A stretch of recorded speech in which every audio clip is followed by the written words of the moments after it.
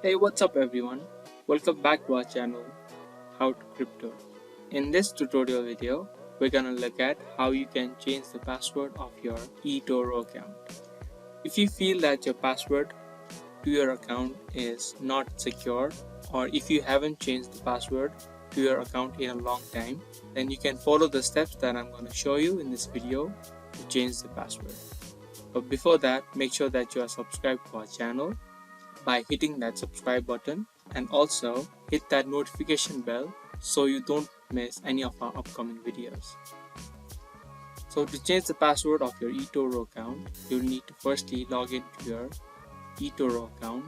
Then after you do that, on the left hand panel you can see, if you scroll down, you can see an option called setting,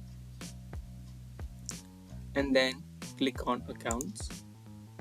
Now you can see a few of the options that you can change. To change your password, click on the password change option.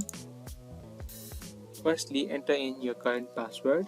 If you don't remember your password to your account, then you will not be able to change the password and you need to reset your password first. But for now, enter in your current password and then create a new password. After you're done creating a new password and retyping it, click on submit. And just like that, your password to your eToro account has been changed.